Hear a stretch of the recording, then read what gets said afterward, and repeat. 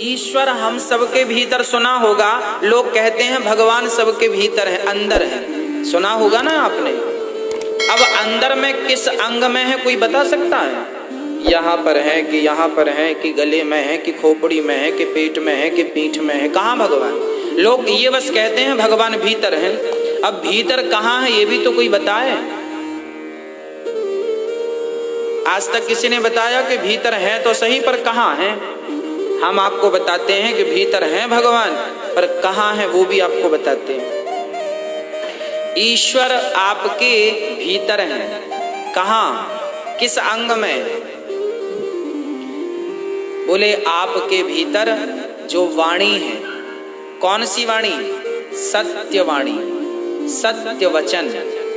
आपके भीतर जो सत्य है, आप अकेले में भी गलत नहीं सोचते, गलत नहीं करते। आप अकेले में हैं और आपके सामने किसी के 10 लाख रुपए रखे हैं और आप ही अकेले हैं। आप चाहें तो उन्हें लेकर भाग सकते हैं, कोई बोलने वाला नहीं है, पर आप अकेले हैं। आपने सोचा कि 10 लाख रुपए मेरे तो नहीं हैं, किसके हैं? बोले जिसके होंगे ये उसी के हैं, उसके गुम गए होंगे, बेचारा कितना दुखी, हम क्यों उठाएं? आप थोड़ी देर विचार करेंगे ये 10 लाख रुपए पड़े हैं, उठाएं कि ना उठाएं। आप अपने आप से पूछेंगे उठाएं कि नहीं उठाएं। फिर आप एक निर्णय लेंगे कि उठा लें या ना उठा लें। ये निर्णय कौन देगा आपको? आपके भीतर की आत्मा, आपके भीतर का सत्य, आपके भीतर के संस्कार आपको आज्ञा देंगे कि तुम संस्कारवान व्यक्ति हो, अच्छे व्यक्ति हो, गलत काम नहीं करना। आप नहीं उठाएंगे तो आपको ना उठाने का जो डिसीजन देने वाला था वही परमात्मा था, है ना? भगवान कहाँ है? यही तो ईश्वर है। अब आप सबके साथ ये घटनाएं घटती हैं। आपने मुझे गाली दी, बहुत सारी गालियां दी, 10-20 गालियां दी। आपने मुझे गाली दी और आप मेरे सामने खड़े हैं। अब मैं विचार कर रहा हूं कि मैं आपको इस गाली के बदले क्या दूं। यदि मैंने भी आपको गाली दे दी तो आप और मुझ में फिर अंतर कुछ नहीं रहा। फिर मैं विचार करूंगा कि गाली आपने दी है तो मैं क्या करूं। फिर मैं निर्णय लूंगा कि चुप रहना ही ठीक है। तो आपके भीतर से जो आपकी आवाज आई कि चुप रहो, वो आवाज एक्चुअली ईश्वर की ही थी। आप अकेले में जब होते हैं ना तो कई बार आप सोचते हैं करूं कि ना करूं, करूं कि ना करूं, जाऊं कि ना जाऊं, खाऊं कि ना खाऊं, उठाऊं कि ना उठाऊं। जब आप एक डिसीजन पर पहुंचते हैं, खा लूं, वो आवाज किसकी है? वो डिसीजन आपके जीवन में डिसीजन देने वाला कौन है?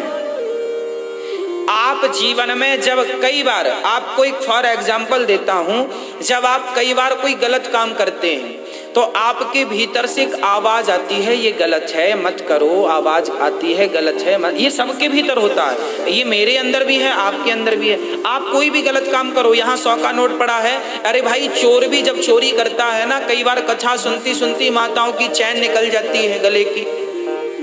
कुछ गलत लोग प्रवेश कर जाते हैं तो चैन वैन उतार लेते हैं, गले से तोड़ लेते हैं। तो वो चोर जो है, वो चोर जब पहली बार चोरी करने जाता है तो उसके भीतर से भी एक आवाज आती है कि बेटा तू ये गलत कर रहा है, पर वो अपने भीतर की आवाज को दबा देता है और चोरी कर लेता है। फिर दूसरी बार चोरी करता है, फिर तीसरी बार चोरी करता है, फिर अंदर से जो आवाज आती थी वो आनी बंद हो जाती, क्योंकि अब आदी हो गया। तो जो अंदर की आवाज थी कि ये गलत है मत कर, वो आवाज किसकी थी? तुम्हें परमात्मा ही तो गलत रास्ते पे जाने से रोक रहा था, वो आवाज ही तो परमात्मा की थी। उस आवाज को तुमने पहचाना नहीं, उसको महत्व दिया नहीं, बाद में ठोकर लग गई। आप सब कोई गलत काम करते हैं। आप सब स्त्री हो पुरुष हो कोई भी हो, आपके जीवन में जब आपने कभी कोई गलत डिसीजन लिया होगा तो आपको उस डिसीजन के पहले एक आवाज आई होगी कि ये गलत है। आपने पहचाना नहीं, समझा नहीं, गलत रास्ते पर चले गए। अब पश्चाताप करने से क्या फायदा? तो परमात्मा जो भीतर है वो आवाज के रूप में ईश्वर स्थापित है। एक सही निर्णय देने वाला परमात्मा ही है। आपकी वाणी से जो सत्य निकलता है, सत्य बोलने की जो सामर्थ्यता आपके भीतर है, वो सामर्थ्यता देने वाला परमात्मा है। जिसके भीतर वो परमात्मा तत्व कम होता है, वो गलत रास्ते पर चले जाते हैं।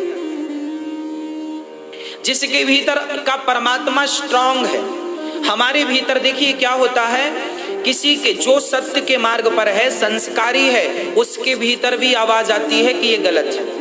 वो समझ लेता है ये गलत है, नहीं करना। पर कुछ लोगों की आवाज आती तो है कि ये गलत है, पर नहीं मानते, कर लेते हैं। क्यों कर लिया? उसने परमात्मा की आवाज क्यों नहीं मानी? क्योंकि उसके भीतर बुराइयां अधिक थी, दोनों बुराइयों का बोलबाला चल गया।